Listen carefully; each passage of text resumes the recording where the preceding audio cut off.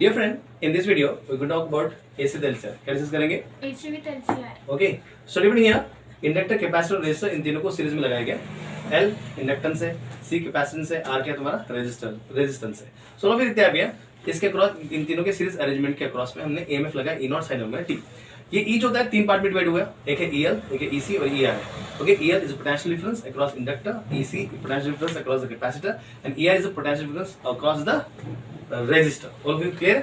Now इस तरह से पोटेंशियल डिफरेंस EL क्या रहेगा? I0 x। यदि मैं कहता हूं कि सर्किट में से मैक्सिमम करंट I0 है, कितना है? I0 है। तो इस तरह से EL होगा I0 x, EC होगा I0 xc और ER होगा I0 xr। क्लियर है? नाउ XL जो है वो इंडक्टिव रिएक्टेंस है, XC क्या है? कैपेसिटिव रिएक्टेंस है। सो of you that's what is it. Now जैसे कि मैं पता है कि आप देखेंगे फेजर डायग्राम को हम डिस्कस करेंगे यहाँ पे, तो I0 के कंपैरिजन में EL जो होता है वो 90 फेज आगे होता है। 90 पे देखो 90 आगे, क्योंकि EC जो होता है वो I0 के कंपैरिजन में 90 का होता है पीछे का आता है, पीछे होता है, मतलब 90 फेज क्या होता है? पीछे। ओके, लैग करता है। नाउ डिफरेंट है, जबकि हमें पता है कि रेजिस्टर के क्रॉस में ER और I0 जो होते हैं वो फेज में टाइम में होते हैं, फेज में होते हैं। कहां पे होते हैं? फेज टाइम में होते हैं, फेज में होते हैं। नॉर्मली देखते हैं अभी अब EL और EC जो होता है इन दोनों का जो रिजल्टेंट रहेगा वो रहेगा EL माइनस EC, जो कि पॉजिटिव रहेगा, इसलिए हमने उसको x एक्सिस के अबव निकाला। तो ये जो है EL माइनस EC को रिप्रेजेंट करता है। क्लियर है? नाउ अब ER और EL माइनस EC इन दोनों का रिजल्टेंट जो है उसको हम बोलेंगे E0। क्या बोलेंगे उसको? E0। क्या बोलेंगे? E0। क्या बोलेंगे? E0। So actually EL minus EC और ER इन दोनों का जो रिजल्टेंट रहेगा वो रहेगा E0 रहेगा। नाउ डिफरेंट ये देखते हैं पे EL माइनस EC को ये लाइन पैरेलल है, तो EL माइनस EC है तो ये भी रहेगी EL माइनस EC। क्लियर है all of you?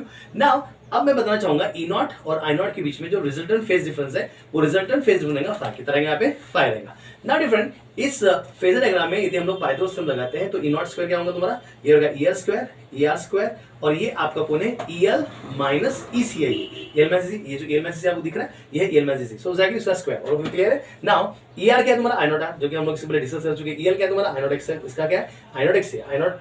I0 common निकालेंगे, I0 का स्क्वायर XL माइनस XC का स्क्वायर हो जाएगा। I0 स्क्वायर हम यहाँ पे कॉमन निकालेंगे एंड डिफरेंट देखते हैं अभी टेकिंग स्क्वायर रूट लेंगे, तो टेकिंग स्क्वायर रूट लेंगे तो यहाँ पे आप देख सकते हैं E0 यहाँ पे I0 आएगा, ये रूट में चल जाएगा। क्लियर है? I0 डिवाइड में लेके जाएंगे तो E0 अपॉन I0 क्या होगा तुम्हारा?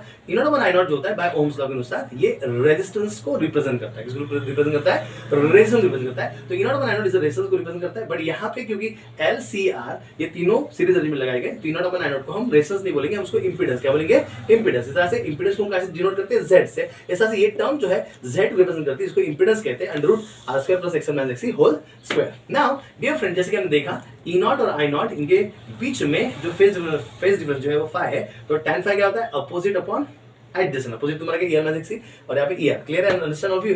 EL तुम्हारा कितना? I0 XL, ये तुम्हारा I0 XL